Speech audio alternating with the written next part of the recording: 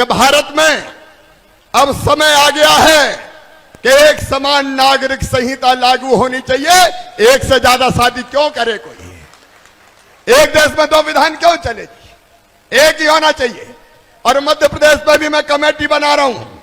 समान नागरिक संहिता, एक पत्नी रखने का अधिकार है। नमस्कार, आप देख रहे प्रदेश 24 न्यूज और मैं हूं राजेश मावले। मध्य प्रदेश में एक समान नागरिक संहिता लागू होगी। यहाँ पर शिवराज सरकार है, यहाँ पर कमेटी जल्द कमेटी बनाएंगे। आज इसी विषय को लेकर मेरे साथ में प्रदेश महिला कांग्रेस महासचिव तस्लीम मर्चेंट है, यहाँ पर भारतीय जनता पार्टी से महिला मोर्चा से प्रगति सिरपुरकर जी। आज दोनों भी से भी हम जानना चाहेंगे जिस प्रकार से यहाँ पर शिवराज सरकार में जिस प्रकार का यहाँ पर कानून बनने जा रहा है, जिस प्रकार से एक समान नागरिक संहिता लागू होने जा रही है। समान नागरिक संहिता का जो कानून है, वैसे तो इसकी मतलब व्याख्या जो है बहुत वृद्ध है। समान नागरिक संहिता, पहली बात तो संविधान की जो मूल अधिकार है उसी का हनन है।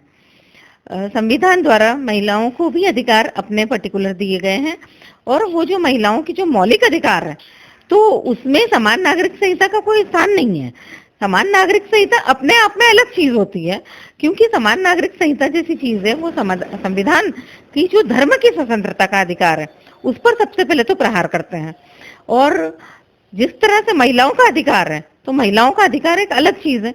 महिलाओं के अधिकार में तो अगर वाकई में सरकार महिलाओं के अधिकार को लेकर चिंतित है तो सबसे पहले तो जो शराबबंदी का जो कानून है उसको लागू किया जाए, वो हमारे मूल अधिकारों का भी हनन है। और दूसरी बात, जिस तरह से आज के समय में जो लिव इन कल्चर जो फैल रहा है वो महिलाओं के अधिकार, उसमें दोनों ही प्रकार से महिलाओं के अधिकारों का हनन होता है। तो वो लागू मतलब उसके लिए कानून लाना चाहिए, वो ज्यादा जरूरी है, न कि समान नागरिक संहिता को महिलाओं की आड़ में लाकर और दूसरी तरह से किसी की धर्म की स्वतंत्रता के जो अधिकार है उसका हनन किया जाए। तो सरकार एक तरह से देखा जाए तो इसके लिए बिल्कुल पूरी तरह से गलत सरकार का ये जो वक्तव्य है या जो वो जो निर्णय लेने वाली है वो पूरी तरह से धर्म की स्वतंत्रता के अधिकार का हनन है। देश की महिलाओं पर भी और आम नागरिक पर भी जो मौलिक अधिकार है उसका हनन है। तो ये तो मैं कहूंगी। और दूसरी बात ये है कि हम महिला अधिकार की जब बात करते हैं तो महिला अधिकार की जब हम बात करते हैं तो समान नागरिक संहिता में महिलाओं के अधिकार अपने आप में एक पृथक चीज है, वो अलग चीज है।